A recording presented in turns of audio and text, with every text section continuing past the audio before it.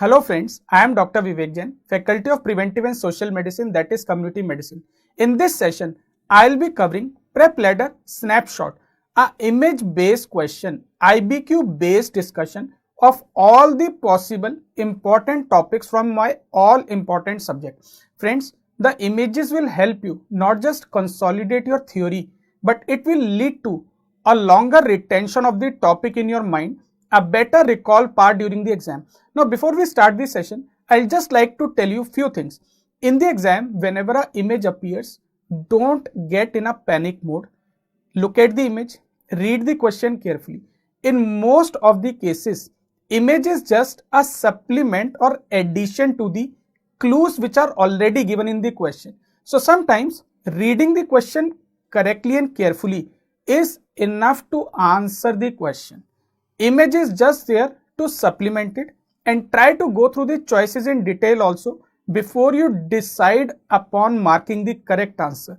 So friends, what we will do is we'll go system wise, topic wise from this particular subject, and we will start with the hot burning topic of the day from the field of preventive and social medicine, that is coronavirus and COVID-19 disease. Friends, first image coming to you, identify what is shown in the photograph. This is very right. This is actually the coronavirus itself. Now friends, from public health point of view, what exactly you need to know about coronavirus? Let's look at that.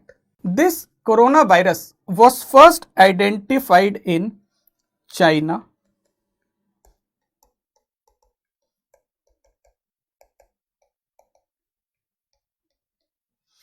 in December 2019. And what is its causative agent? An important question. This is caused by SARS-CoV-2, severe acute respiratory syndrome, coronavirus type 2, and the disease it leads to is now known as COVID-19, coronavirus disease 2019. Friends, this disease initiated from Wuhan city, that is in Hubei province of China. Pneumonia of unknown etiology. On 30th January 2020, it was declared as PHEIC, Public Health Emergency of International Concern by WHO, and on the same day, we got first case of this COVID-19 in our country, India. Subsequently, on 11th March 2020, this disease was declared as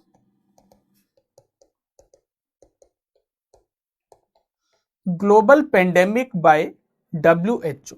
And right now, in the year 2021, we are witnessing a massive second wave of this disease across multiple countries in the world, including India. Globally, till date, there have been 125 million cases of COVID-19 and 2.75 million deaths, giving a case fatality rate of around 2.2%. In comparison, when we look at India, the disease has yielded a slightly lower case fatality rate of just over 1.3% overall till now. When we look at vaccination, it was started on globally 8th of December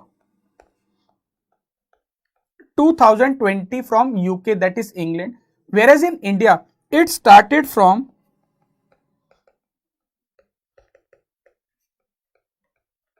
15th of January 2021. Pathology wise, this COVID-19 disease is characterized by three features. These are diffuse alveolar damage, platelet fibrin thromboemboli, and increased D-dimer levels. This increased D-dimer levels indicate hypercoagulable state and a poor prognosis. When we look at microbiological aspect of COVID-19, this organism belong to the order Nidovirales,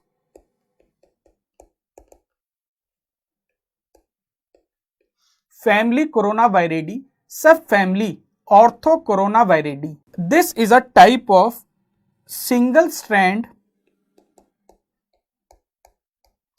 positive sense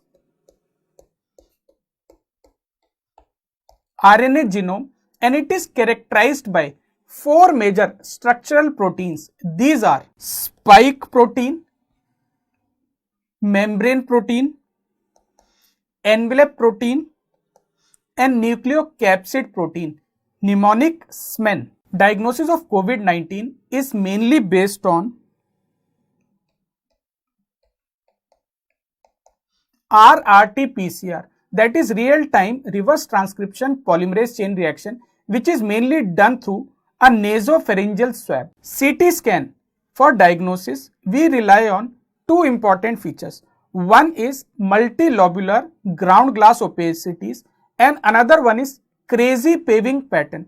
In crazy paving pattern, you see lobular septal thickening with alveolar filling. NCT is also used to do severity scoring for each patient of COVID-19.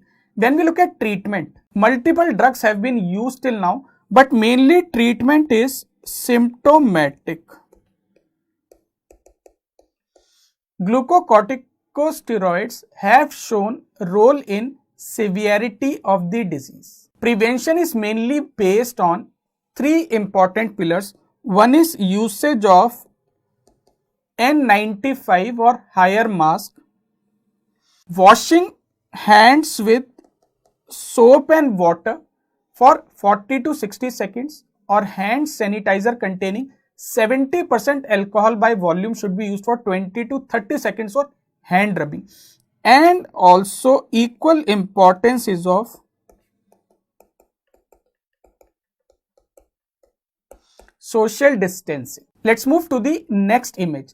Identify what is shown in the photograph is, yes, it is one of the two important vaccines against COVID-19 disease in our country, and this one with a green colored label is Covishield vaccine. Now, what exactly you need to know about this Covishield vaccine? This is which type of vaccine?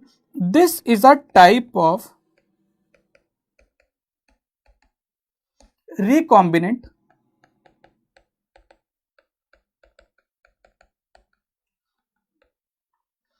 viral vector based vaccine, and it is known by its alternative name also, that is CHAdOX1 novel coronavirus 19, also known as AZD1222 vaccine. For this vaccine, you must know that it has been developed in India by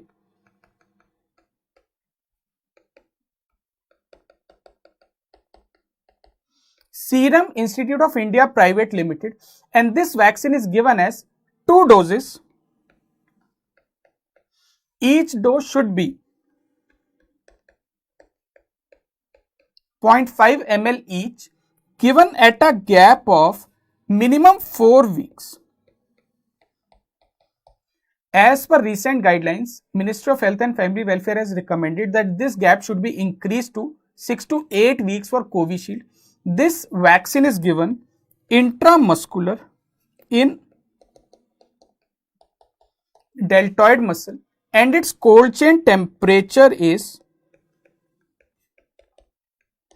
+2 to +8 degrees centigrade. This vaccine has reported an overall efficacy of 70%. Besides Covishield, the other important COVID-19 vaccine of India is this one, that is Covaxin. Now, what we all should know about Covaxin? Covaxin is a type of whole virion inactivated vaccine which has been developed by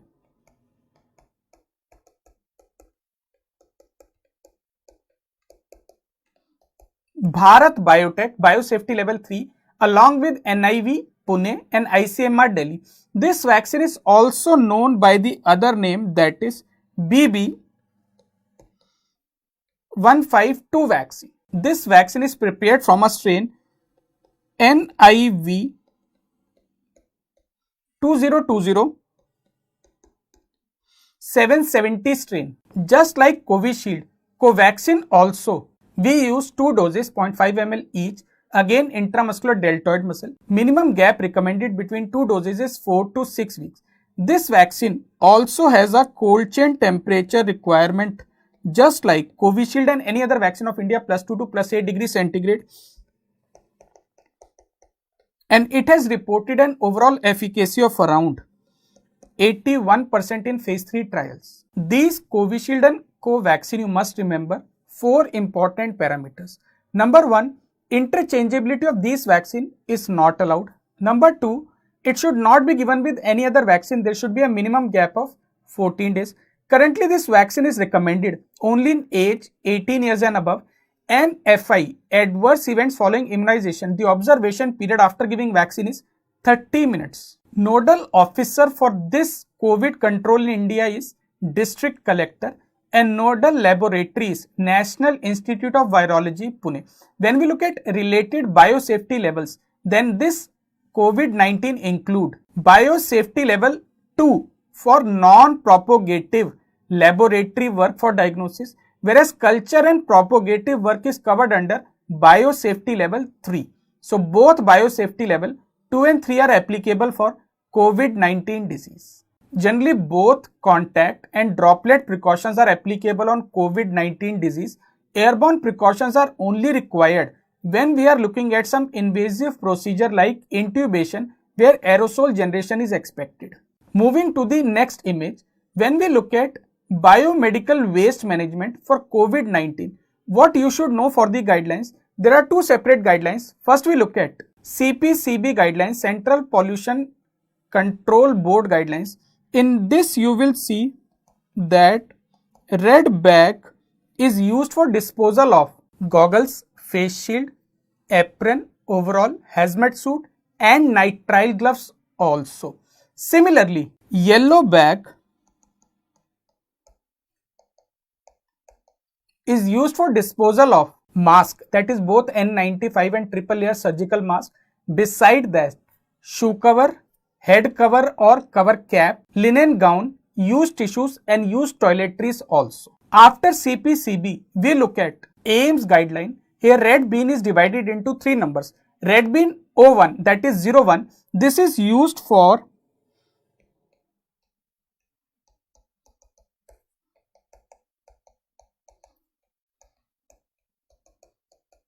goggles and face shield disposal. Red bean number 2, this is used for disposal of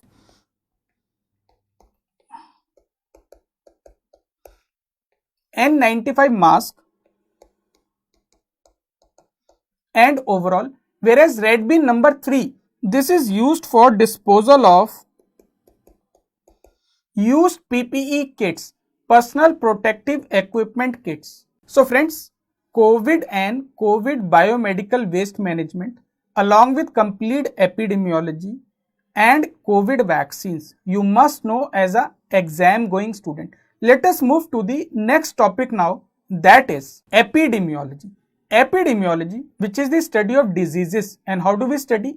By using different types of study designs. So first image coming to you, identify the given study design. Now friends, read the image carefully. What is shown in the image? It is showing we are beginning the study at this point, then we are ending the study here, and you can see the direction of arrow is from beginning to end and beginning with study participants in present time. You can see it is marked in the image, whereas the outcome will occur in the future. So outcome is marked as the end of the study. So we are going from exposure to outcome, from current time to future time. So this is a type of, very right, cohort study. And which type of cohort study? This is a type of prospective cohort study. In a prospective cohort study, you are able to calculate incidence. Why you are able to calculate incidence? Because you get outcome, that is disease, in number of people who are exposed, incidence in exposed. Similarly, you will get outcome, disease, in number of people who are not exposed, and therefore you are able to calculate the strength of association. There are three strengths of association in a cohort study. These are number 1, relative risk, number 2, attributable risk, and number 3, population attributable risk. Relative risk is most important, calculated by the formula incidence in exposed, i.e. divided by incidence in non-exposed. If it is more than 1, association is present. If it is equal to 1, no association is present. If relative risk is less than 1, inverse association is present. Risk factor is actually beneficial for the outcome. Although a very accurate study design, one of the major disadvantages of cohort studies, time consuming. You are going in a forward direction. It is a prospective forward study. You will have to spend time till the outcome occurs. If you don't want to do that, you can do study in a opposite direction. Identify this study design. Here if you see, there are two groups given. One is cases, group number 1, and in comparison there is group 2 controls. Make a habit of reading the slide or the photograph very carefully. It is saying study inception. Start of study occurs here with cases and controls. Cases are people having the disease, first group. Controls are people without the disease. So you can say first group is some disease like lung cancer. Second group is non-diseased, healthy people. And then look at the direction of the arrow. It is going in a backward direction. It is going from disease to risk factor or exposure. In fact, it is written also, look back. So backward looking study, where you find out exposure by asking history. This study design, which is exactly opposite of cohort study, is known as, very right, case control study. And this study design is faster because you are only asking history. You will not get incidence. So how do you calculate strength of association? We calculate by OR, that is odds ratio. In this odds ratio, you have to make a 2 by 2 table, and we use the formula AD by BC. Interpretation is just like relative risk. If your odds ratio is more than 1, association is present. If odds ratio is equal to 1, no association is present. If odds ratio is less than 1, then it is inverse or negative association. Risk factor is protective for the disease. This case control study is very fast to do, but odds ratio is relatively inaccurate as compared to cohort study relative risk. Why?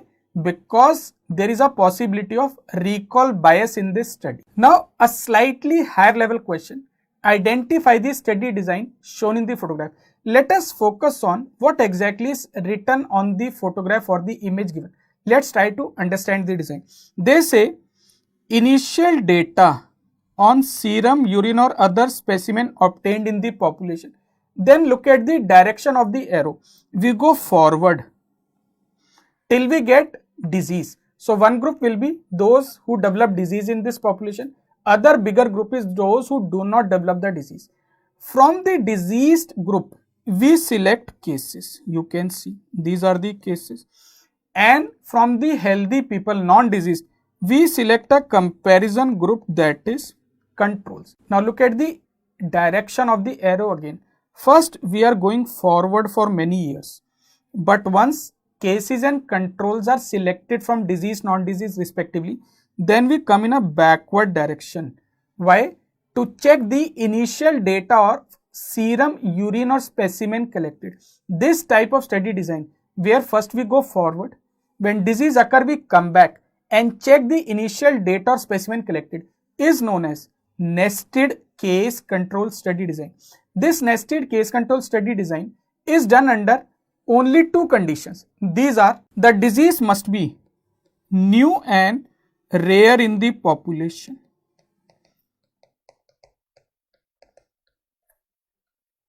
And side by side, second condition, its diagnostic tests must be very expensive.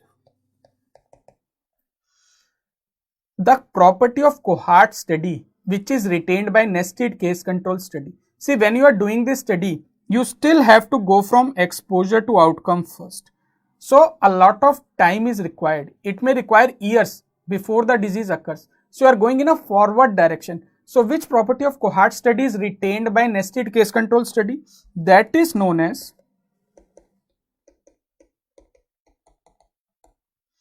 temporality, cause to effect. Now let us look at the next image based question. Identify the graph shown in the image. Friends, take your time. This is a type of, very right, this is a type of forest plot, also known as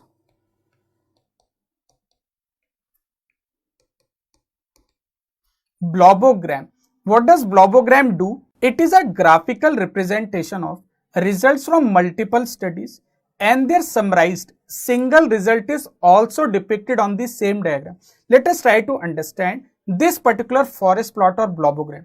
Look at this image, this diagram. On the left side, several studies are represented, a total of 5 studies. On the right side, their effect measure is given in the form of odds ratio. So every study you will find some odds ratio is given. 1.3, 2.1, 1.8, 2.3, 2.1, and in the bracket you are given, that is confidence interval with a minimum and a higher value in the bracket. In this forest plot, you get a vertical line also. This is line of no effect. No effect means in this particular example, odds ratio is equal to 1. But if you look, all our 5 studies have odds ratio more than 1. In the end, towards the bottom, a diamond is also drawn. This particular diamond. This is the summary measure of all the 5 studies. In this diamond, if you look, this particular central value is the exact summary measure, and on the sides, this particular side, this side represents the confidence interval of this value. So when we look at this particular study design, you will find its summary measure is odds ratio 2.2 and its confidence interval is given in the bracket 1.9 to 2.4. So since summary measure 2.2 odds ratio is more than 1, definitely association is present. Please remember, narrower the confidence interval, there is higher power of that particular study.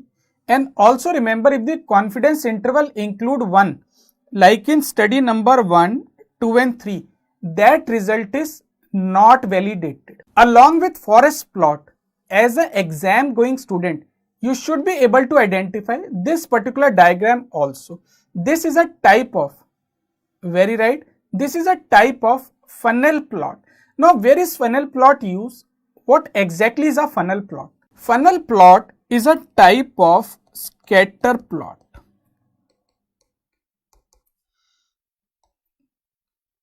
Where if you look on y-axis, we have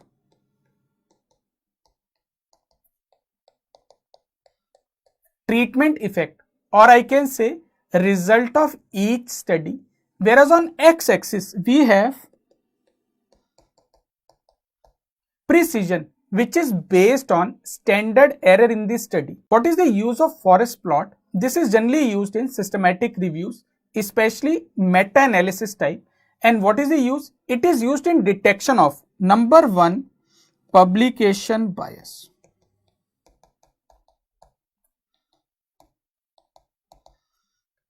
And it is also used in detection of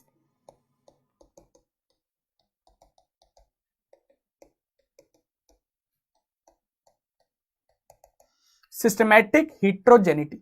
When you try to understand this particular funnel plot given in the question, this vertical line depicts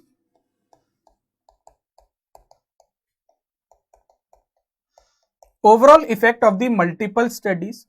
These two dotted lines, first and this one, these two lines indicate 95% confidence interval, and each dot represents a single study.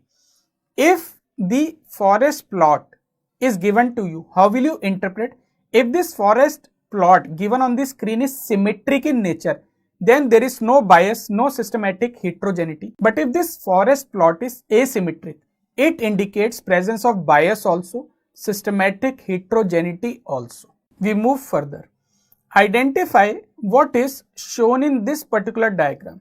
Now you can see in this diagram, a complex diagram is given having multiple risk factors and disease. So we can see there are hormones, stress, diet, physical activity. Some other risk factors are also mentioned like smoking, heredity, and if you look, they may lead to development of different diseases like obesity, stroke, heart disease or hypertensive crisis.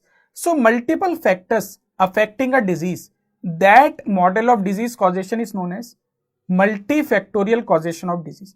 Can I say this is also multifactorial causation of disease? No. Here also multiple factors are there, but if you look carefully, all these multiple factors are related to each other like a spider's web. So this is known as web of causation. And how they are related to each other? Increase of stress leads to increase in smoking. Stress leads to higher diet consumption. It leads to reduction of physical activity. So these factors are also related to each other. This web of causation as a theory of disease causation was given by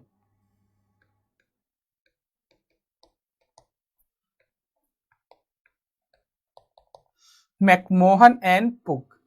Identify in the image given which eminent scientist or public health figure has been depicted. He is definitely John Snow, popularly known as father of epidemiology.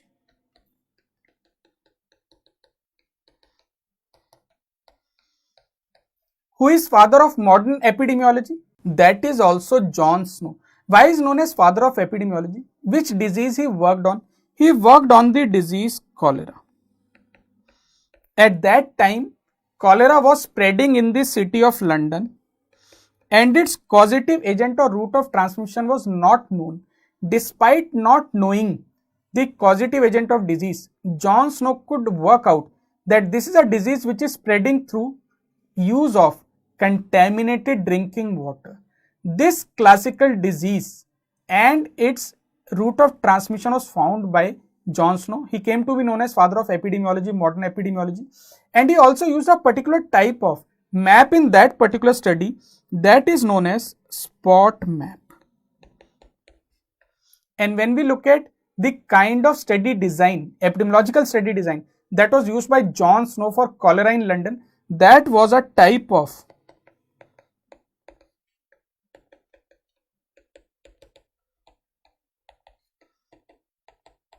natural experiment study design, and the epidemiology is known as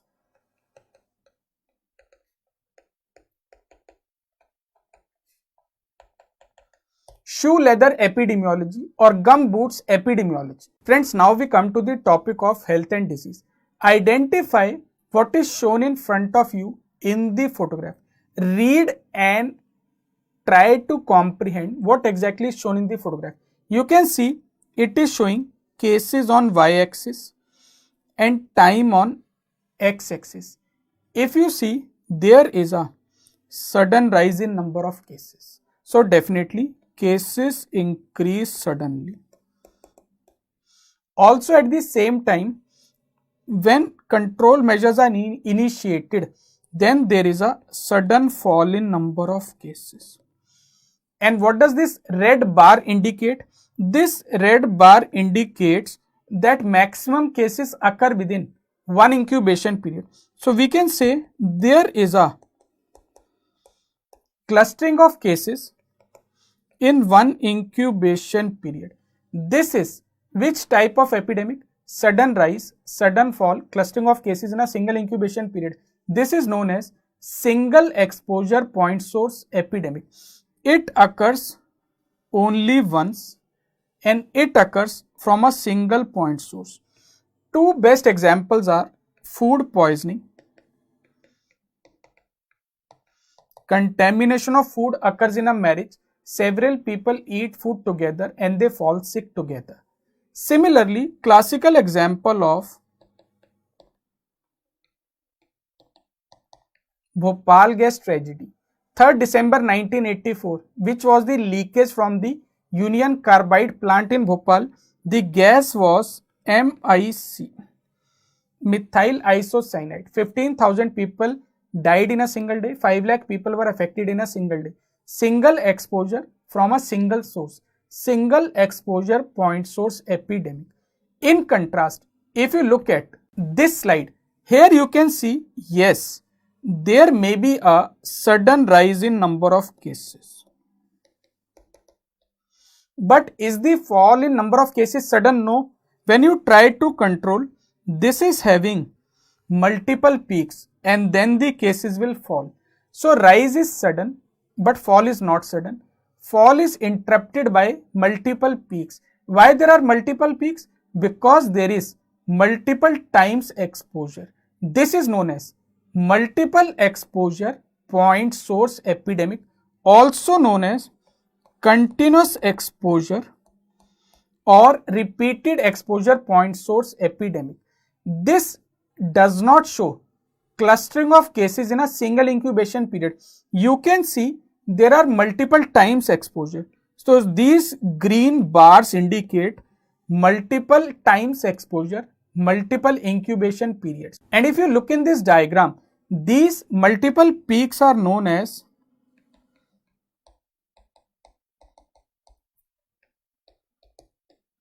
secondary peaks or secondary waves. Classical example of this is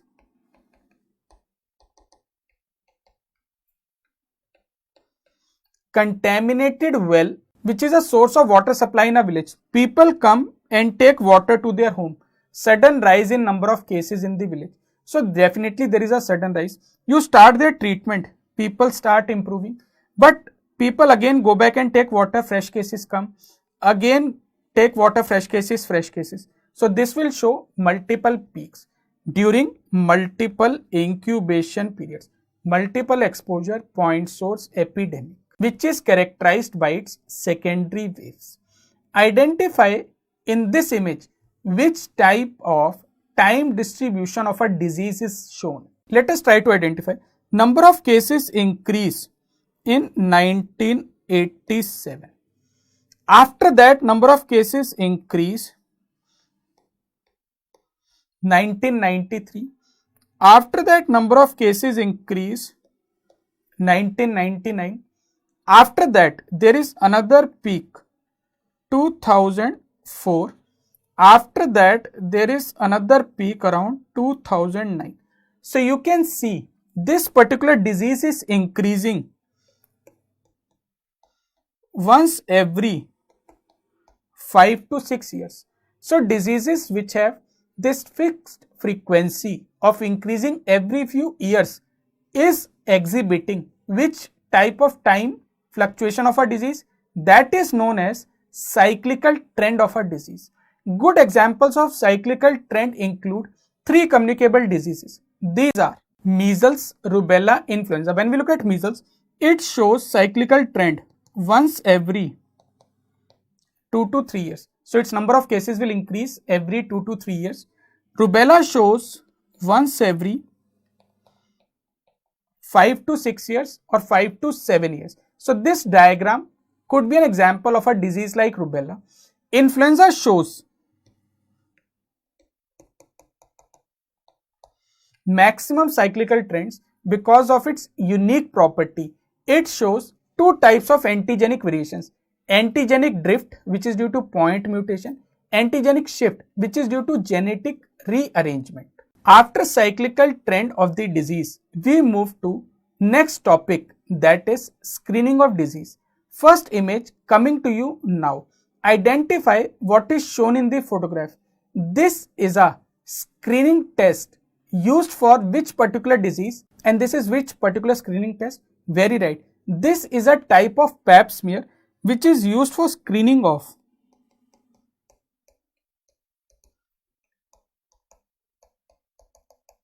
cervical cancer disease, which is shown in the form of two histopathological photographs on the top right upper corner. In this particular screening test, we use a particular instrument to take the sample for smear, that is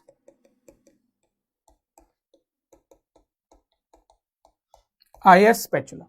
Although pap smear is a very good test, but now currently in the National Cancer Screening or Control Program of India, pap smear for detection of cervical cancer has been replaced by a better test known as, that is,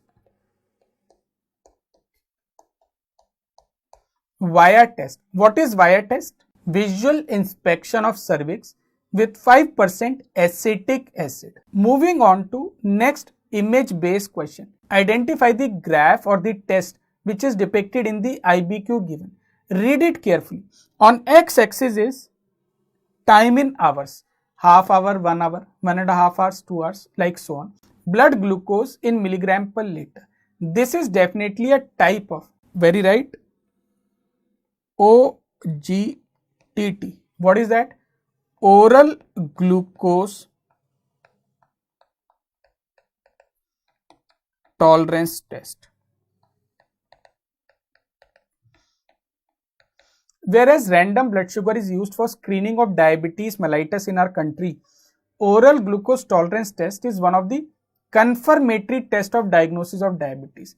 And how do we confirm diagnosis of diabetes using OGTT? We use a cutoff of 200 milligram per deciliter or 200 milligram percent, and when this level should be achieved, it should be achieved at 2 hours. Then diagnosis of diabetes is confirmed through oral glucose tolerance test. In this, we have to measure venous plasma glucose level. So I'll again repeat, if your venous plasma glucose level cutoff is at the end of 2 hours in OGTT more than 200 milligram percent, diagnosis of diabetes is confirmed. Diagnosis of diabetes besides venous plasma glucose level more than 200 could also be confirmed by if fasting blood sugar is more than 126 milligram percent, or if HbA1c, glycosylated hemoglobin, is more than 6.5%. Identify what is shown in this photograph. Friends, if you see both the images, microscopic images, what do they show? You see a red colored bacilli. And if I ask you to focus on these bacilli carefully, maybe you can look at this particular image. This is good. And on the right side, I will feel this image appears to be good. What you can show? Now, if you focus on each bacillus, you can see each bacillus appears like this. This characteristic appearance of red colored bacilli is known as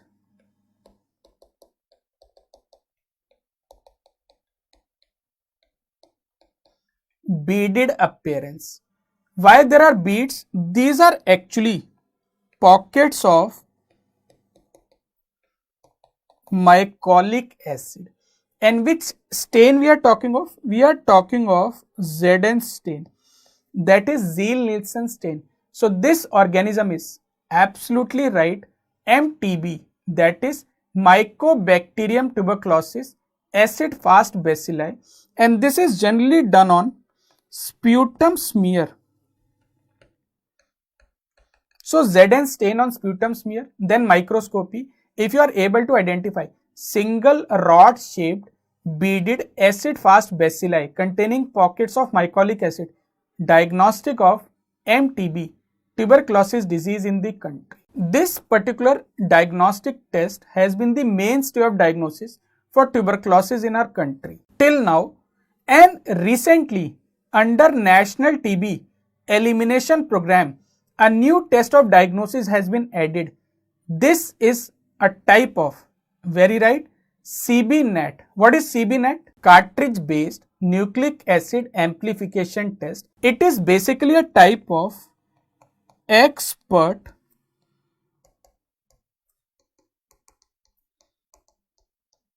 MTB-RIF assay.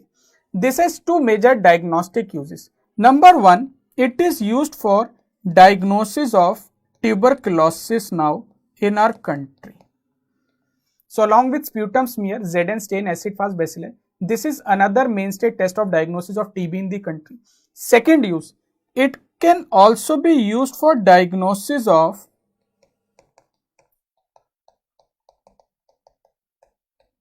rifampicin resistance. The underlying principle it works on is detection of DNA of Mycobacterium tuberculosis, and it is characterized by its high specificity for diagnosis of tuberculosis. A very big advantage of this CBNAT test, it is a very fast test for diagnosis, generally takes less than 45 minutes for diagnosis, and it could be used in different types of fluids and tissues for diagnosis from the body. We move to the next image. Identify what is shown in front of you in the IBQ image based question. Let's start reading the graph. On x-axis it is written 1 minus specificity, that is false positive rate, and on the x-axis is sensitivity. All of us know what is sensitivity? TPR, true positive rate. So a graph which is drawn between sensitivity on y-axis, 1 minus specificity on x-axis, it is actually ROC curve. What is ROC curve? Receiver operator characteristics curve. Now friends, what is the mathematical relationship between sensitivity and specificity? If you try to increase sensitivity, specificity may reduce.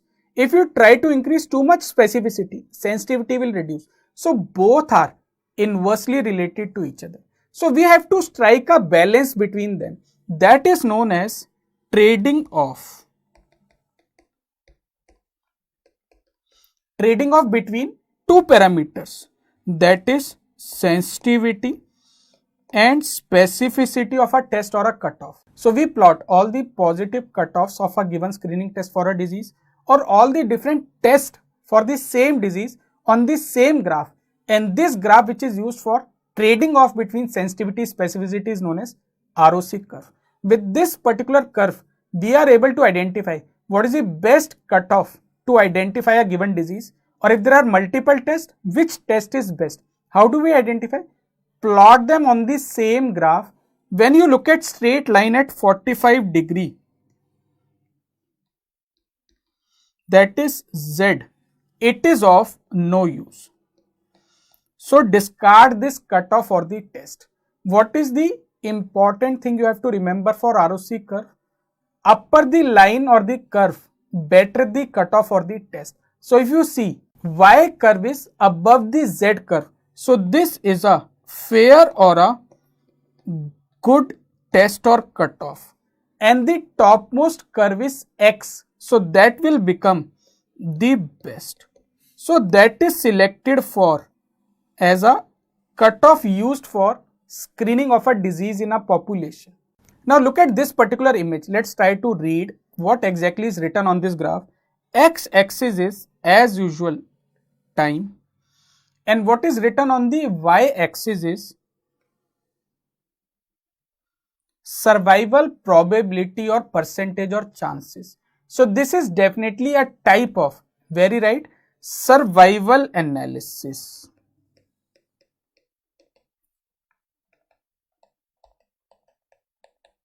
See, if you go through your medicine surgery books, you will find for chronic diseases or diseases like cancer, you will find written like this: 5-year survival rate of this disease is 83%, 10-year survival rate is 72%, 15-year survival rate is 67%, like so on. So this is a type of survival analysis.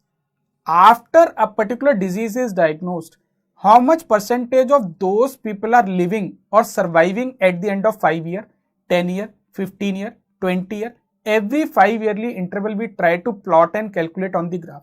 In this graph you can see there are two lines which are running. The blue line, this represents, this is survival with treatment.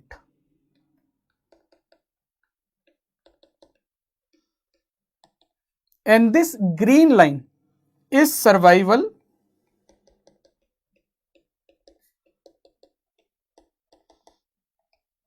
without treatment.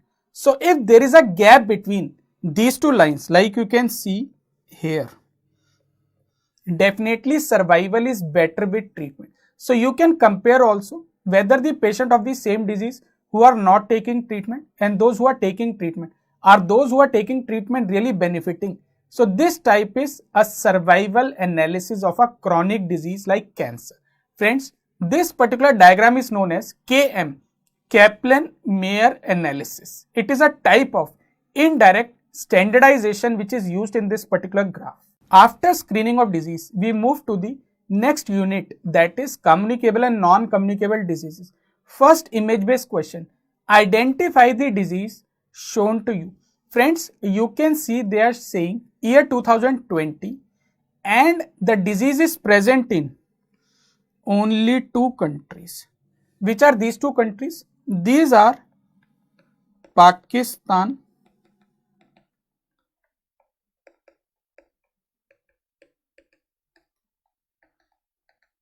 and Afghanistan. So definitely this is which disease? Absolutely right. This is poliomyelitis. Friends, all countries of the world are currently free of polio. Only two countries are left where polio is endemic, that is Pakistan and Afghanistan. In fact, before few years back, Nigeria was the third country which used to have polio strain. But even now, Nigeria is polio free. So we are waiting for these two countries to eliminate polio, and that will be a short sign of upcoming eradication of poliomyelitis from this planet. If you see poliovirus type 2, poliovirus is actually of three types: P1, P2, P3. Poliovirus type 1, poliovirus type 2, poliovirus type 3. Out of these three poliovirus strains, poliovirus type 2 and poliovirus type 3 have already been eradicated, declared by WHO from this planet. Only poliovirus 1 is remaining, that too in Pakistan and Afghanistan. After polio, look at this particular image-based question. Identify the phenomena shown in this particular photograph. You can see there are concentric circles joined at one end, and each circle is 50% of the outer circle's total area. So if you take outer population to be, so this is depicting, very right, rule of halves. And which disease are we talking of? We are talking of the disease hypertension. What does this rule of halves say? This outer circle is total population. 50% of that is expected to have hypertension. 50% of those are expected to be symptomatic. Out of those, 50% seek treatment, and out of those, 50% get adequate treatment.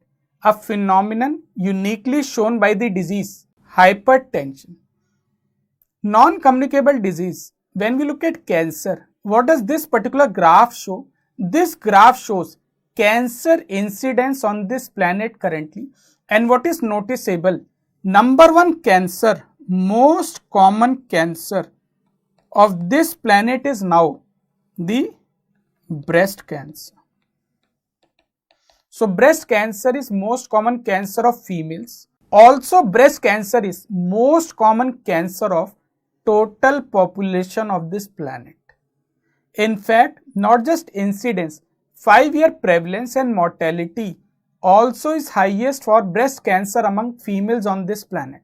Please remember, in India, incidence wise, prevalence wise, as well as mortality wise, commonest cancer in total population, most common, is yet again breast cancer. National health programs, policies and legislations. A frequently asked image-based question is this: identify the logo or symbol. This logo or symbol represents, very right, dots. What is DOTS? Directly observed treatment. S is short course of treatment. Direct observation means patient has to come to your treatment clinic and consume the medication in front of you. Which disease are we talking of? We are talking of the disease tuberculosis, and this is which program we are talking of? NTEP, National Tuberculosis Elimination Program of our country. DOTS, Directly Observed Treatment Short Course for TB, has 5 components. Which are these? Accountability, good quality sputum microscopic examination, political commitment, uninterrupted supply of drugs, and of course direct observation of the treatment. Under this, 2 categories have been created now having similar treatment regimens. Category 1, earlier known as Category 1, is actually now the newly diagnosed cases, and the older Category 2 is now known as previously treated cases. Beside these, MDR-TB, XDR-TB are treated separately through regimens. Identify the logo given in the image-based question. This is a logo of, it's written also, sometimes it's mentioned in the image itself.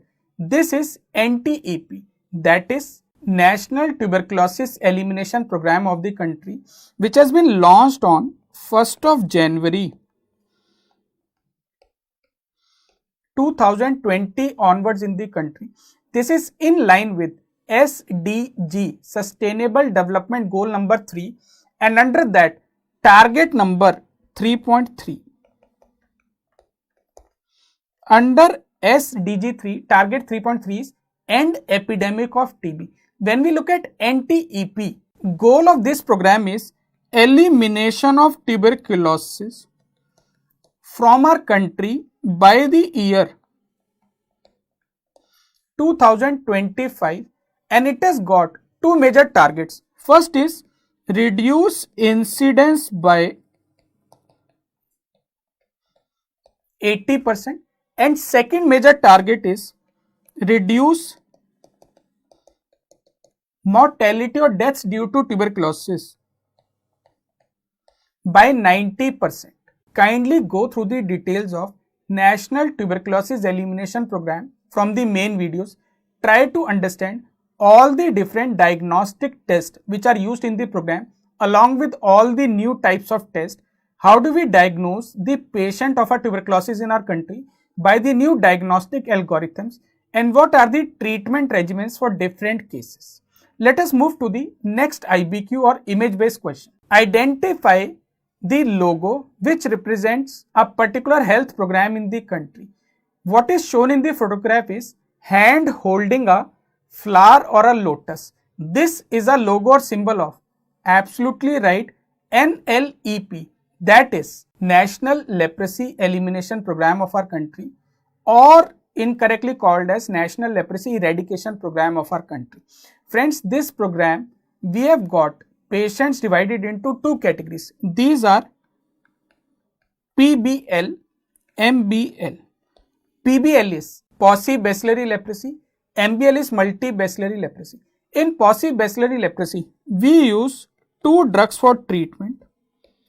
Treatment duration is 6 months and follow-up is done for 2 years. In contrast, multibacillary leprosy utilizes 3 drugs.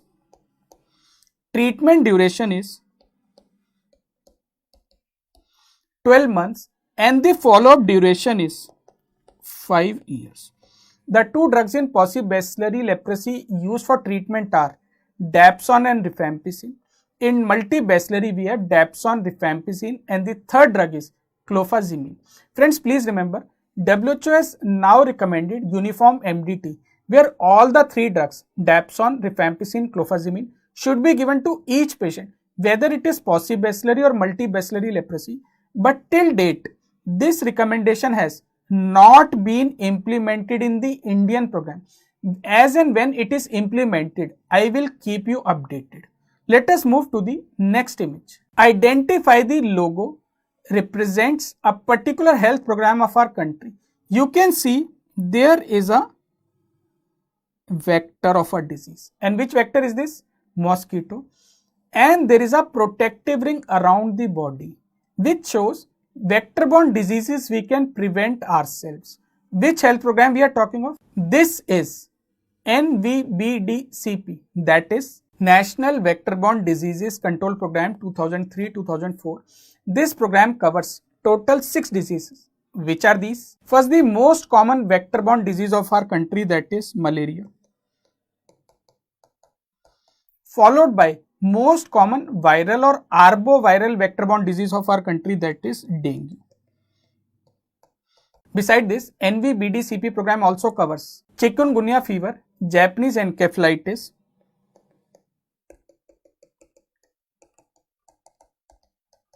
lymphatic filariasis, and Kala Azar. When we look sequentially, vector of malaria is female Anopheles mosquito. Dengue is transmitted by Aedes aegypti mosquito. Chikungunya fever also Aedes aegypti mosquito. Japanese encephalitis Culex tritineorhynchus. Lymphatic filariasis Culex quinquefasciatus, that is Culex fatigans mosquito.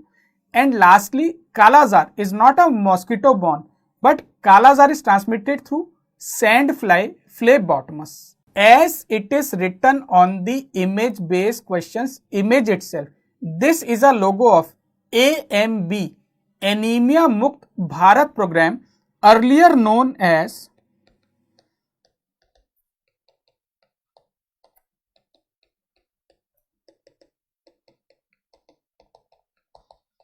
National Iron Plus Initiative. Under this program, we are targeting reduction of prevalence of anemia by around 3 percentage points every year. Under this program, strategy to be used for reduction of this prevalence of anemia is 6 by 6 strategy. Under this, 6 total beneficiary or vulnerable groups have been identified. These are 6 to 59 months age child, that is child below 5 years of age. Second group identified, key group for anemia prevalence reduction is 5 to 9 years age child. Third group is 10 to 19-year adolescents, both boys and girls. Fourth group is 15 to 49 years, non-pregnant, non-lactating reproductive age group female. Fifth group is pregnant female, and sixth group is lactating females. You must know the iron and folic acid supplementation, which is the mainstay for prevention and control of anemia in our country under Anemia Mukt Bharat program.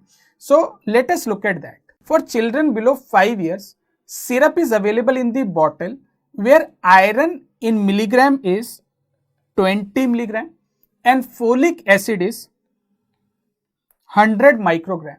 This has to be given on a bi-weekly basis. When we look at children 5 to 9 years of age, they will get supplementation through a pink tablet which has 45 milligram content of iron, 400 microgram of folic acid to be given on a weekly basis. Adolescents will get a blue colored tablet having 60 milligram elemental iron, 500 microgram folic acid, again to be given on a weekly basis. And when we look at the other three groups, they will get a red colored tablet having 60 milligram elemental iron,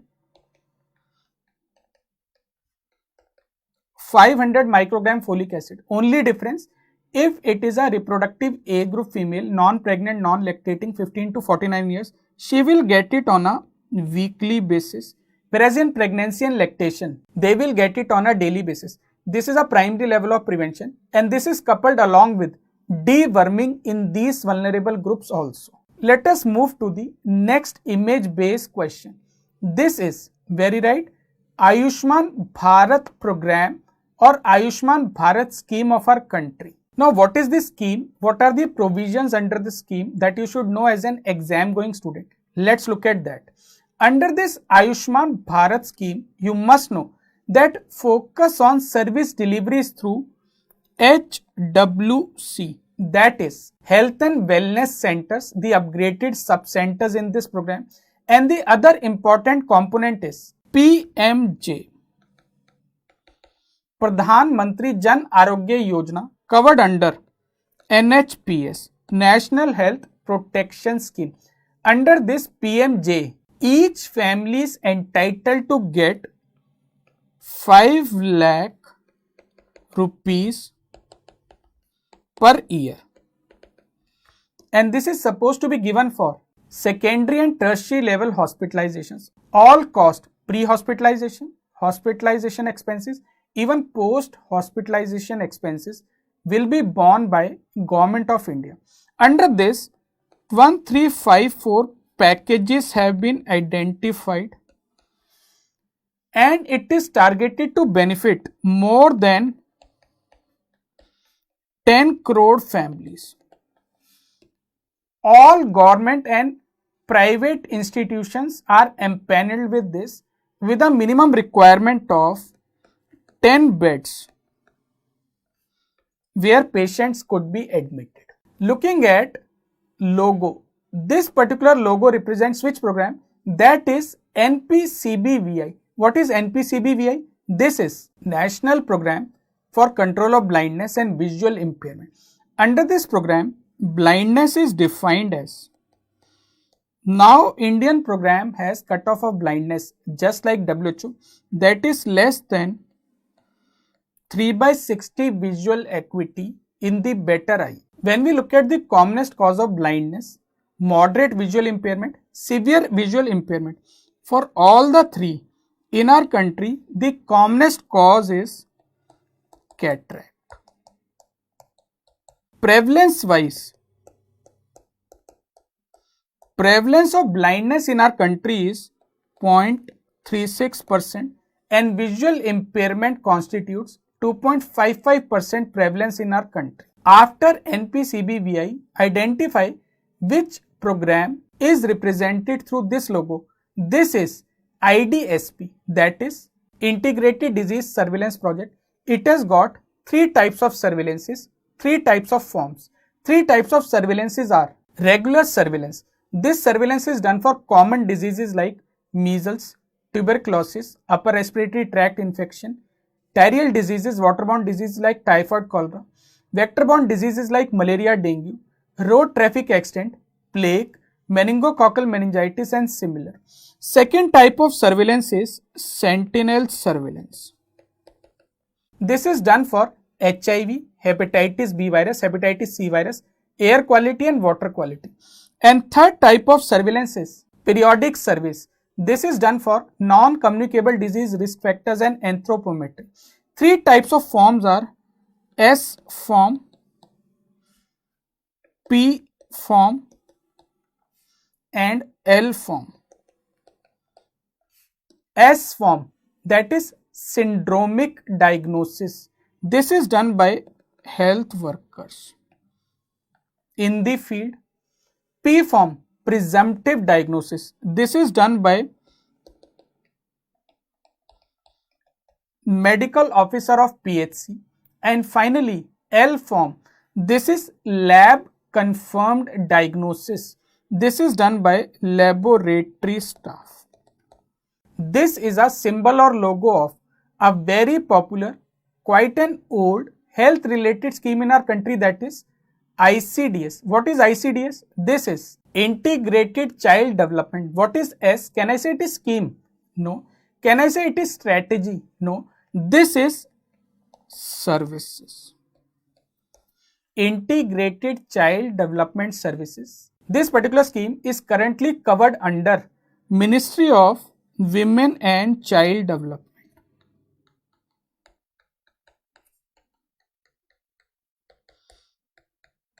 The beneficiary groups under this scheme are children below 6 years, both boys and girls, 15 to 49 year reproductive, non-pregnant, non-lactating females, pregnant and lactating females, 11 to 18 year adolescent girls. What is the heart of ICDS? Heart of ICDS means where services are delivered. That is Anganwadi. In India, one Anganwadi center is established for 400 to 800 population in plains and 1 per 300 to 800 population in heliotribal areas. The main unit, functional unit of implementation is CD block, that is community development block, approximately consisting of 100 Anganwadis or 1 lakh population. Under this scheme through Anganwadi, we are giving to the beneficiary population referral services, non-formal preschool education, health education, immunization services, family planning services and other similar services. Main health worker is Anganwadi worker posted at this Anganwadi center. This is a logo or symbol of, as you can see, children are sitting and they are eating food together. This is very right. MDMS, that is midday meal scheme. Under this particular scheme, food supplementation is given like we are giving it at Anganwadi to beneficiaries. Under midday meal scheme, it is given to school children who are primary standard and upper primary standard. When we look at these, the calorie and protein supplementation is just like ICDS Anganwadi, where also free food supplementation is given. Caloric supplementation is 1/3 of the daily requirement. Protein supplementation is 1/2 of the daily requirement. In terms of absolute number, for primary section students, this is 450 kilocalories and 12 grams proteins. Similarly, for upper primary, it is 700 kilocalories and 20 grams of protein. And for that, we use 100 gram cereals for primary section, 150 gram cereals per student in upper primary section. Identify in this image based question. This is a logo which represents, very right, as it is written, Nikshay. This is actually a type of online software which is used to monitor which particular program we are talking of. What is Shay? In Hindi, Shay Rog is Hindi name of tuberculosis, TB disease. So this is to monitor DOTS patients under NTEP, National TB Elimination Program of our country. So whether when they are diagnosed, when they are given treatment, when they come to the center to take treatment, whether there is a failure, cure, relapse, default or death, all this is collated with the help of this online software. Also under Nikshay Poshan Yojana, as a part of nutritional support, Poshan, nutritional support, each patient on DOTS treatment gets rupees 500 per month during DOTS therapy. And this is a logo of a very popular scheme which is being implemented through an act known as, very right, NREGA. What is NREGA? National Rural Employment Guarantee Act 2005. Under this act, it has been proposed, if there is a below poverty line family and all members are unemployed, then government gives the guarantee of employment to that family with maximum one member per family being given this guarantee. Under this guarantee, whenever a person applies for employment under this act, he will get a job within 15 days of his application,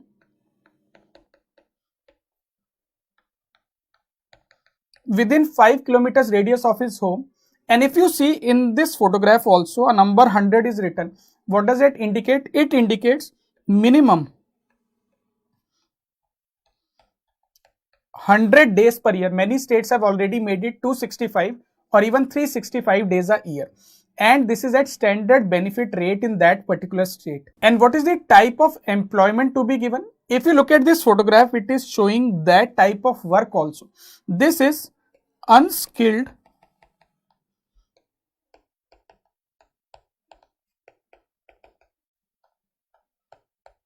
manual labor work which is being given. After national health programs, policies, legislations, we move to the next segment, that is demography and health.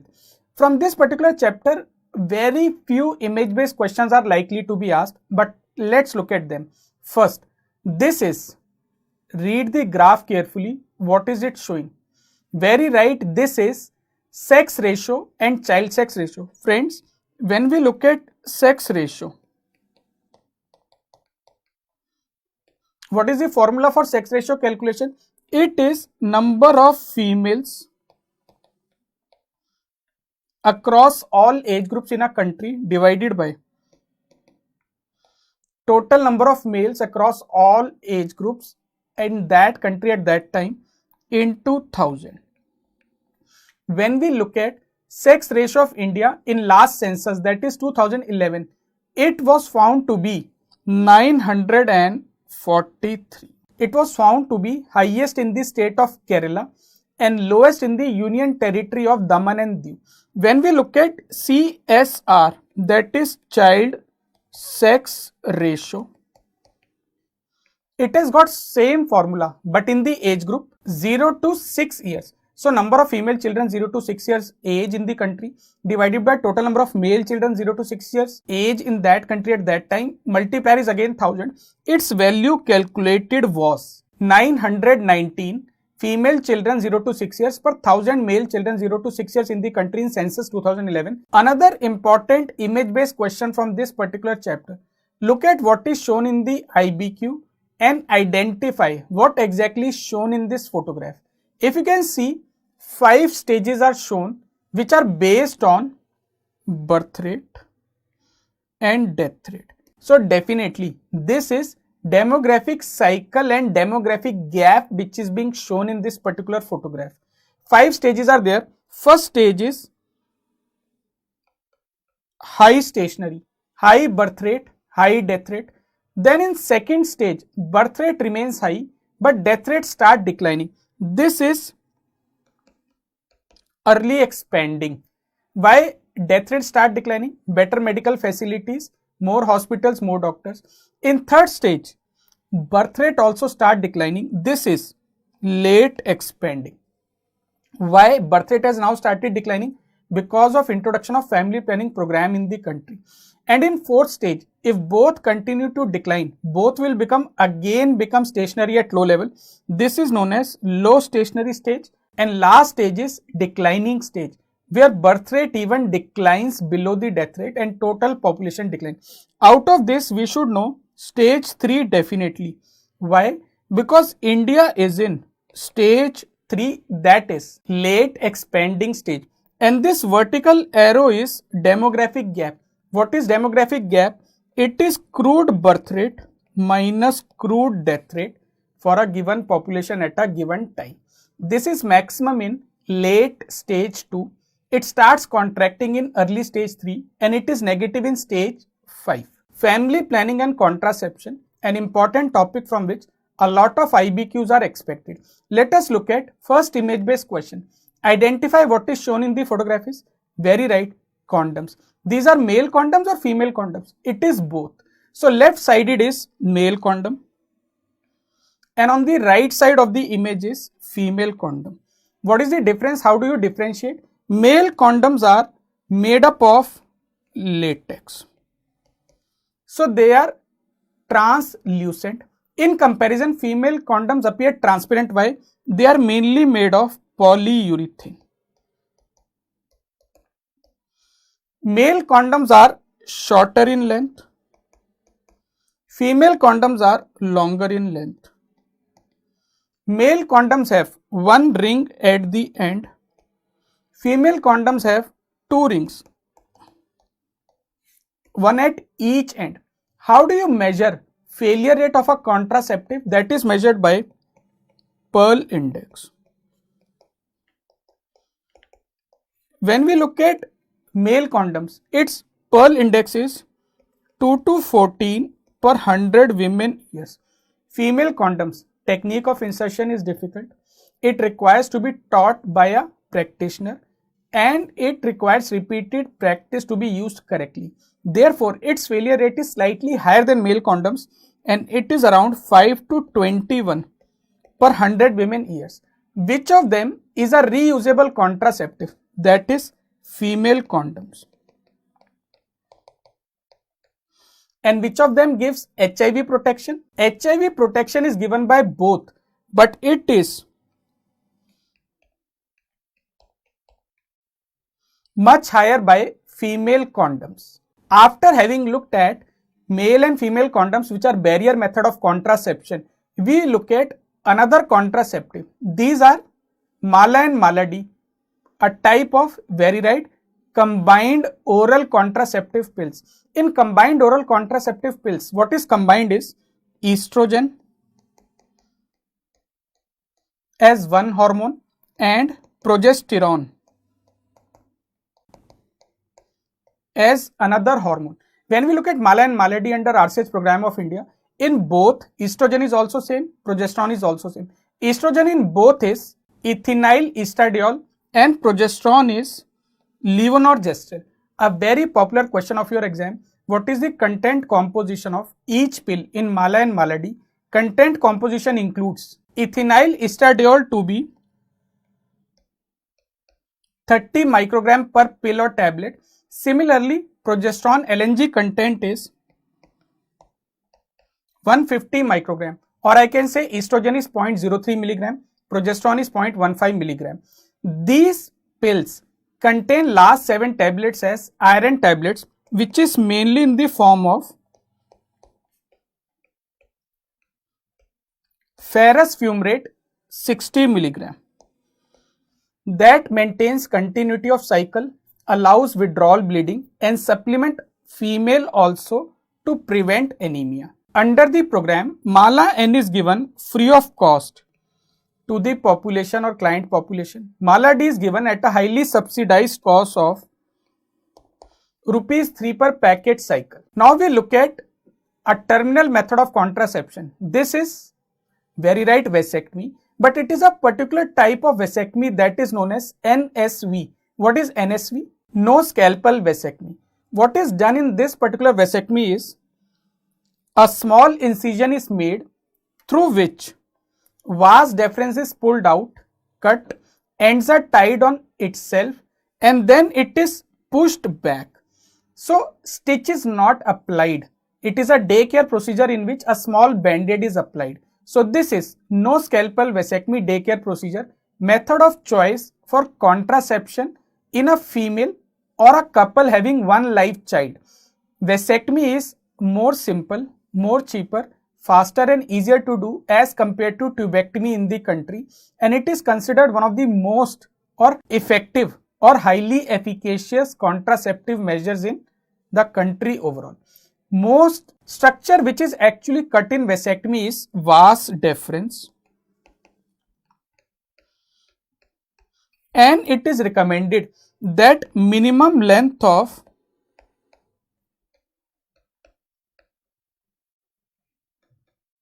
1 centimeter should be cut for effective sterilization. After vasectomy, client is advised to use barrier methods for 3 months as so much time is taken by sperms to clear the tract. Also remember, commonest cause of failure of vasectomy in India is surgical misidentification of vas deferens. Now looking at newer contraceptives in the program, one of them is Antra. What exactly is Antra? Antra is a DMPA. What is DMPA? Depomedroxyprogesterone acetate. It is a type of depot formulation. Depot formulation contraceptive are given through which route? These are injectable intramuscular hormonal contraceptives mainly consisting of progesterone.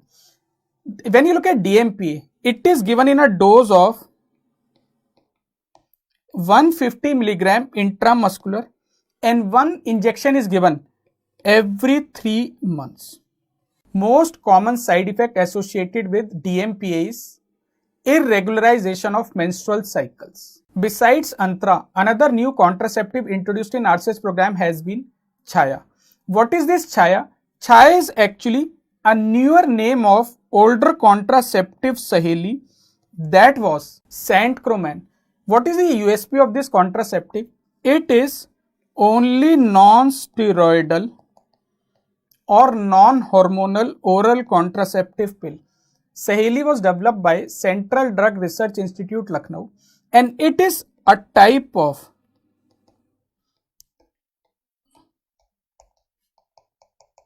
once a week pill. It is not popular because of its high failure rate, high Pearl index of 1.8 to 2.8 per 100 women years, and the chemical contained inside centroman is ormeloxifene. Initially it is given twice a week. Later, after 3 months, it is shifted to once a week pill in exact opposite way to combined OCP.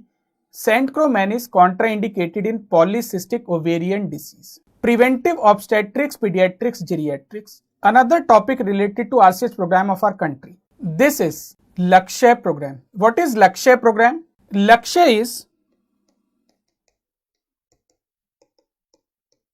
labor room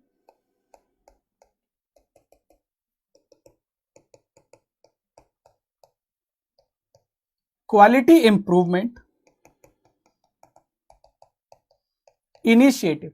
Under this particular initiative, it is being targeted to improve the quality of care given to pregnant females to prevent the adverse outcomes related with maternity. Identify what is shown in the photograph, or you can have a look at this other type also. These are, very right, Salter scale, which is used to measure birth weight of newborn or sometimes young children in the community. Average birth weight in Indian condition is 2.8 kilogram. And when do we designate it is a low birth weight? If weight at birth is less than 2.5 kg, least count for birth weight is 0.1 kilogram. This is the 0.1 decimal in kilogram where exactly the birth weight should be reported minimum up to. Please remember, birth weight doubles by 5 months of age and it triples by 1 year of age. Another field instrument asked as an image based question is this. This is a type of, very right, Shakir's tape, which is used to measure. Shakir's tape is used to measure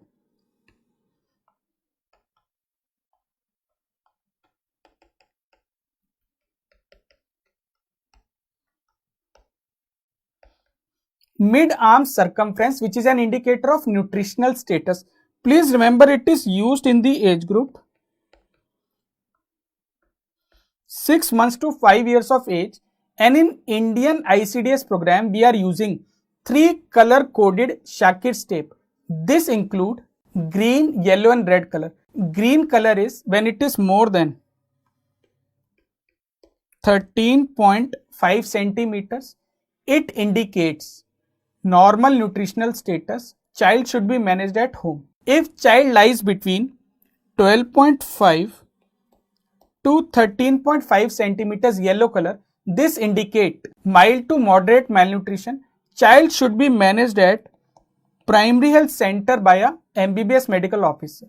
But if child shows a mid-arm circumference of less than 12.5 centimeters, then this child requires immediate referral to a higher center where a pediatrician is available, because this indicates severe malnutrition. Please remember, according to WHO guidelines, red color is given to severe malnutrition, that is by MUAC, mid upper arm circumference less than 11.5 centimeters for referral. Then we look at what is shown in this particular photograph and what does this arrow indicate. This is a type of, very right, WHO growth chart which has got 2 lines. Upper line is upper reference curve, lower line is lower reference curve. In between we have green area known as road to health. upper reference curve of WHO growth chart is equal to 50th percentile. 50th percentile is second quartile or median, and this is for boys, whereas lower reference curve is equivalent to third percentile for girls. Please remember, lower reference curve is approximately 80% value of upper reference curve, and it lies 2 standard deviations below. Now let us move to next unit, that is nutrition and health. First image based question. Identify what is shown in the photograph, left side, right side separately. Left side is, as the color is showing you, golden rice, and on the right side is, it is definitely polished rice. Let us first look at golden rice. Golden rice is a type of GMC. What is GMC? Genetically modified crop. It is deliberately made rich in two common nutrition deficiencies of India, that is vitamin A in the form of beta carotene and iron. On the right side is polished rice. Polishing of rice is done in few states like Andhra and Telangana. Due to this polishing, outer layer is removed, rice starts shining. It appears to be of better quality, but nutritionally, because outer layer has been removed, it loses important vitamins and minerals, out of which important is thiamine. This thiamine loss, polished rice eating population, this is a classical image which depicts a particular type of disease, which is letharism. Letharism is which type of disease? This is a type of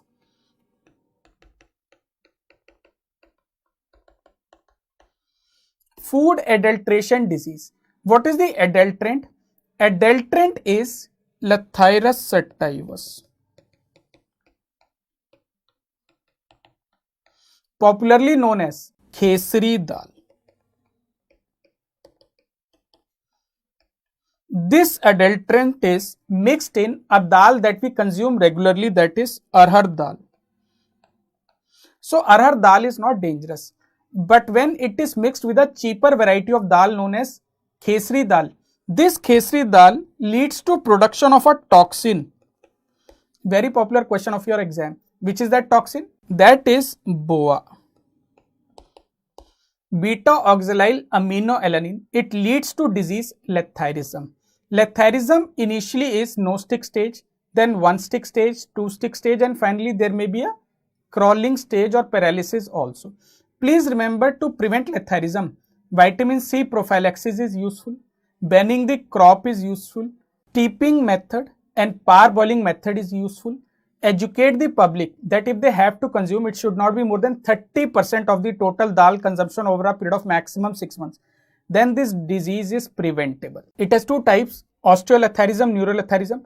Humans have neuroletharism more common manifestation. After nutrition, we move to the next segment, that is environment and health. A commonly asked IBQ image based question from this topic is identify the instrument shown. This is, see, you can see there are 6 white cups, 1 black cup. This indicates, very right, Horrocks apparatus. This is used for estimation of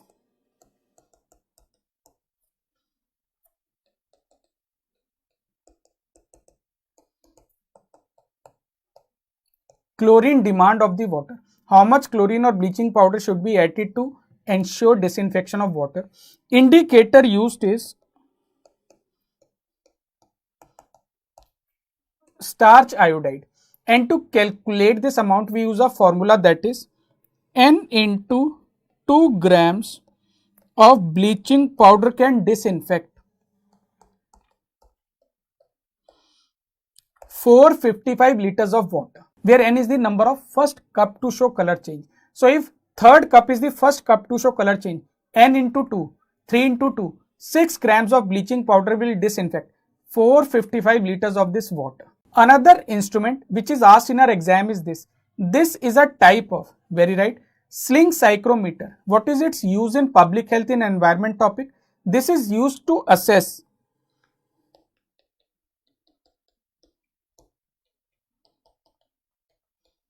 air humidity or moisture content of air.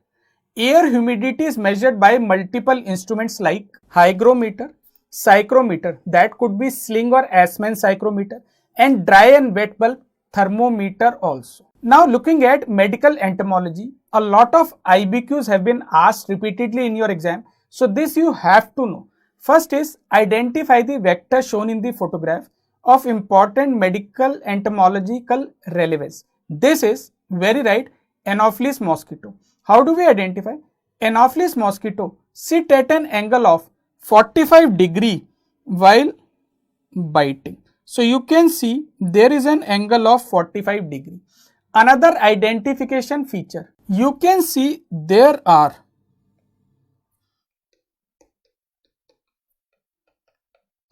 black spots on margins of wings, and this mosquito transmits which all important disease? It is a vector of malaria, most common vector-borne disease of our country, covered under National Vector-Borne Disease Control Program. This Anopheles eggs are boat-shaped and its larvae rest parallel to water surface. In comparison, this mosquito vector is very right, easiest to identify, Aedes.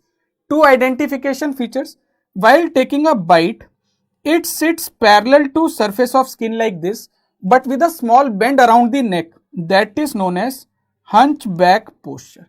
So you can see in this photograph, it is sitting parallel but with a hunch around the neck. And second identification feature is visible. There are white stripes on body and legs. Therefore, Aedes is also known as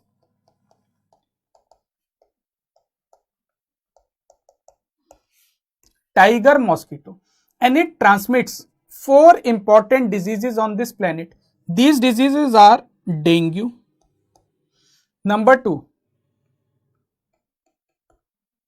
chikungunya fever, number 3 yellow fever, and number 4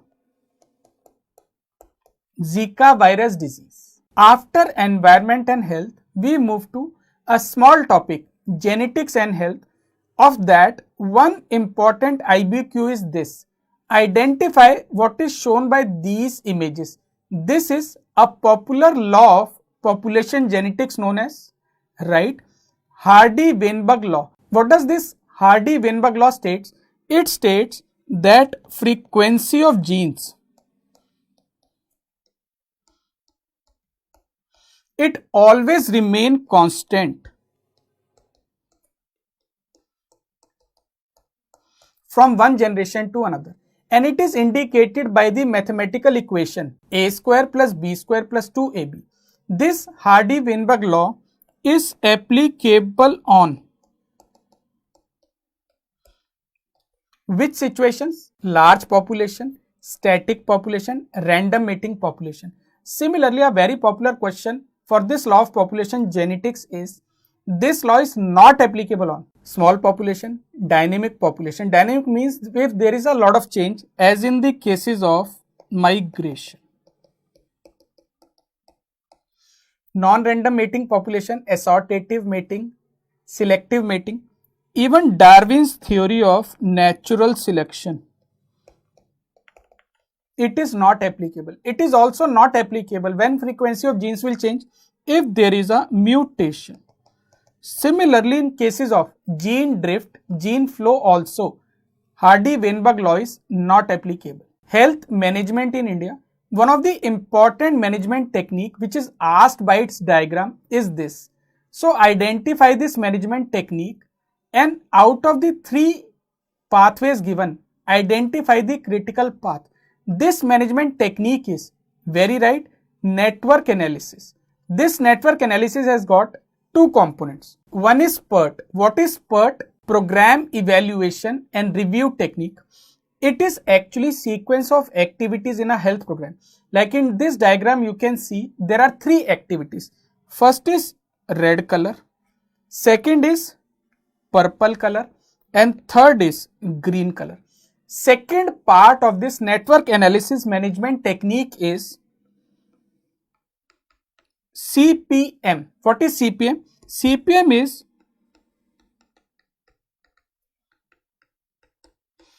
Critical path method, a very popular question of your exam. What is the meaning of critical? In critical path method of network analysis, critical means longest path, and this longest is in term of number of activities in that path or total duration of activities. It is in term of total duration of activities. So second part of this question, which of these activity path is critical path in this network analysis image? Is it path 1? Is it path 2? Is it path 3? So now you have to calculate duration of activity in each path. When we look at path 1, total duration of activity is 3 week plus 1 week plus 3 week. So that is 7 weeks. Path 1 red color. Path 2 purple color. Total duration of activity is 3 plus 2, that is 5 weeks. And when we look at path 3 green color, total duration of activity is 4 plus 2, that is 6 weeks. So definitely critical path for the success of this program is path number 1, 7 weeks, longest duration, critical path. Now we look at health communication and health education. Identify the diagram shown in this photograph. This is actually a type of graph which is used in focus group discussion.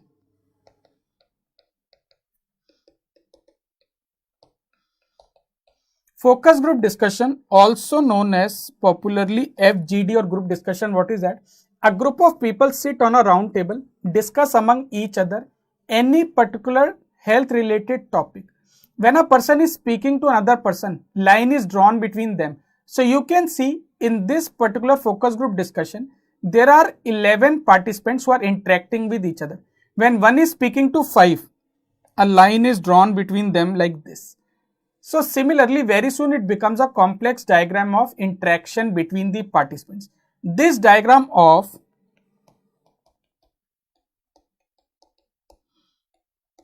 interaction between participants in a focus group discussion is known as sociogram. Now we come to another topic from this subject of community medicine, which is frequently, very frequently asked in image based questions, that is biostatistics and health. So first question of IBQ, identify what is shown in this photograph. This is known as VAS, visual analog scale, which is used for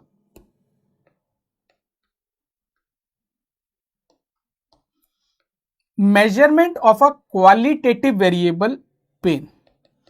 See, pain is qualitative, we cannot measure it directly, but sometimes we need to measure it for purpose of studies.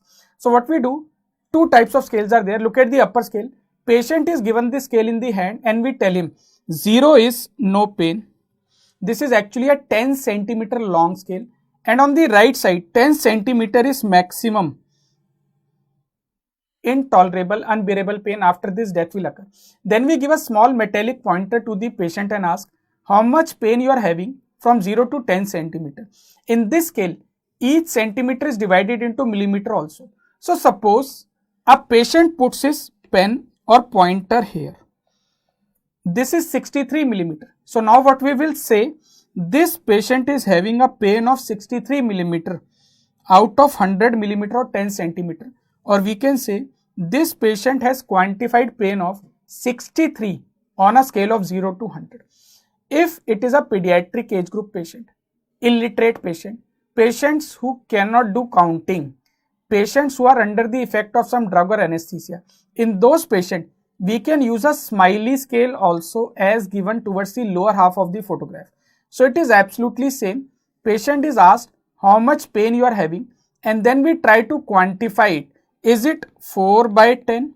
Is it 5 by 10 or 10 by 10? This is a visual analog scale used for quantification of pain, which is a qualitative variable. A very, very popular image based question from this particular subject is this. Identify the three types of graphs. Look at the graph in the center.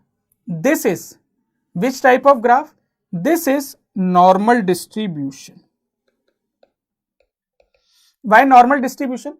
It is bilaterally symmetrical. if you drop a perpendicular from top, it will divide graph into two equal halves.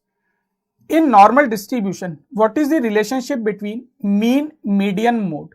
They are equal. So mean is equal to median is equal to mode. This is known as coincidence of central tendency. Look at the graph on the right side. This is a type of right skew. As discussed in detail in video lecture in this app, the longer tail is going towards your right side. So this is a right skew curve. What is the relationship between mean, median and mode in right skew curve? In a right skew curve, also known as positively skewed curve, mean is greater than median, greater than mode. Exactly opposite to this is negative or left skew curve, first graph, where mean is less than median, less than mode. Now you can say these three graphs successively represent left skew, normal distribution, right skew curve. Then we move to identification of a statistical diagram. This is a type of, can I say it is histogram? Yes, it is showing histogram, but it is also showing a curve on top of a histogram, which is made by joining the middle points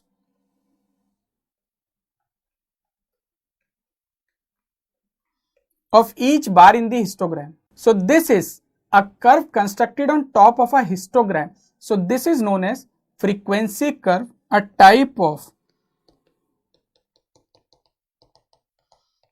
quantitative continuous data diagram. Identify what is shown in this particular photograph. This is a type of, very right, line chart or line diagram. Here frequency can increase or decrease. So definitely it is quantitative continuous data. It is showing frequencies also. But why it is not a frequency polygon? Because it is not polygon. Because there is no histogram in the background. And third, if you see, it is depicting trend of a event in a population. So a very popular question of your exam, trend of a disease or population is best depicted by line chart or line diagram. When we look at these three diagrams, can I say these are histograms? No, histograms are continuous and quantitative data. If you see in this diagram, there are gaps between the bars. So if there are gaps, this is not a continuous data. This is discrete, discontinuous qualitative data known as bar diagram or bar chart. This is of three types. First one is known as simple bar chart. If you look at second diagram, each bar has some component. So this is component bar chart. And third bar has multiple bars attached to each other. So that is a multiple bar chart. All three are types of qualitative, discrete, discontinuous data. Now we look at a very popular, often repeated image-based question from this particular topic in your exam. Identify the type of sampling shown in the photograph. Friends, if you look carefully, first you see what has been done.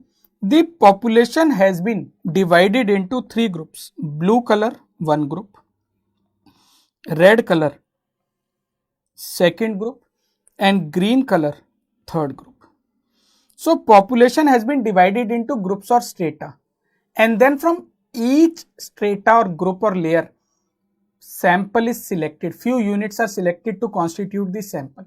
So two come from red, one come from blue, and one come from green. So this is a type of stratified random sample. Why? Population is divided into strata, three strata in this example. From each strata, numbers are selected randomly. Stratified random sampling. Similarly, identify the type of sampling shown in this photograph. Here there is no stratification. People are mixed. Blue, red, green are without any order. But then what we have done, we have selected in the sample every third person. Every third person. This is known as sampling interval, also known as sampling fraction. This is calculated by the formula total population size divided by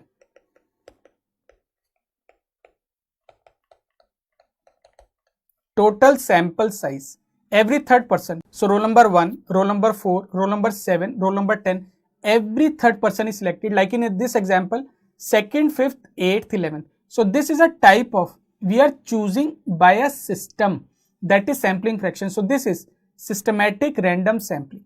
How to make it random? First unit should be selected randomly, then you apply systematization, that is sampling interval. So first student selected was roll number 2 in this example. 2 plus 3, 5, 5 plus 3, 8th roll number, 8 plus 3, 11th roll number. This is systematization also. Then we come to a diagram which is known as, where that this statistical data diagram is known as box and whisker plot. We will come back to this image, but first we need to understand what exactly is this box and two whiskers on this side. This is a graphical representation of numerical data through its quartile. So if you look at this data distribution, line in the center of box, this is quartile 2, popularly known as median value. Middle value in ascending order. Sides of the box are quartile 1, quartile 3, and the whiskers are the minimum value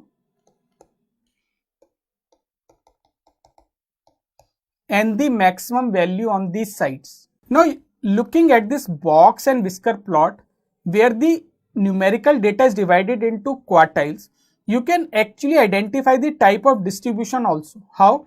Look at the original question carefully. If you see in the first or the uppermost diagram, this is a bilaterally symmetrical distribution. So this is normal distribution, also known as Gaussian distribution. In this second graph, you can see data is more skewed with higher values on the lesser side. So this is right or a positive skew, where mean is greater than median is greater than mode. Exactly opposite is the third diagram, where the values are more concentrated on the higher side. This is left or negative skewed data, where mean is less than median, less than mode. This is a type of, in fact it's written also, stem and leaf plot. What is stem and leaf plot? Here we depict quantitative data again, and this help us visualize the shape of distribution. In this particular type of data graph, what do? We use frequency as a classes of values are drawn. See how to memorize this. You will have to think in your mind that this is the stem of a plant, the vertical one, and on side are different types of leaves looking like this. So stem is, I can say, group of scores, whereas leaves represent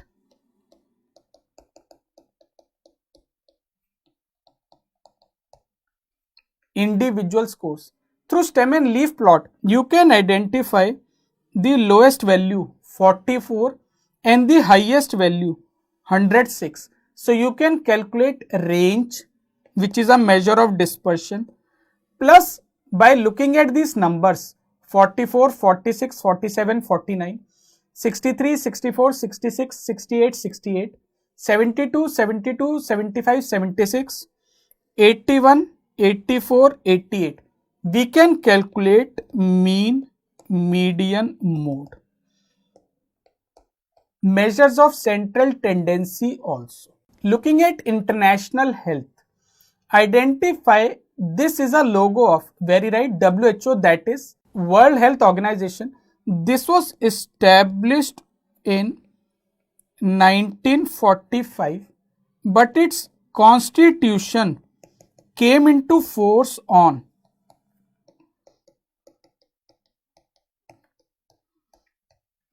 7th April 1948. Therefore, 7th April is celebrated or observed every year as World Health Day. Headquarters of WHO are located in Geneva, Switzerland. Identify the IBQ. What's written on the photograph? Let's build a fairer, healthier world for everyone. This is actually World Health Day theme of 2021. As I told you, World Health Day is observed on 7th April every year, and WHO selects a different theme every time. So 2021 theme is let's build a fairer, healthier world for everyone. Thank you friends. With this we come to the end of this session. So just go through your academics, revise and revise for grand success in the exam.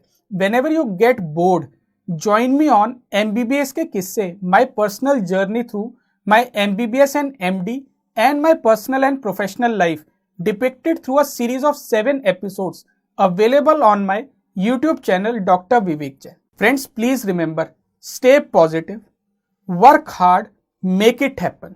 It's your hard work which ultimately counts. So from my side, I wish you all the best. Stay safe, stay healthy, good luck. So thank you for being a part of this lovely session.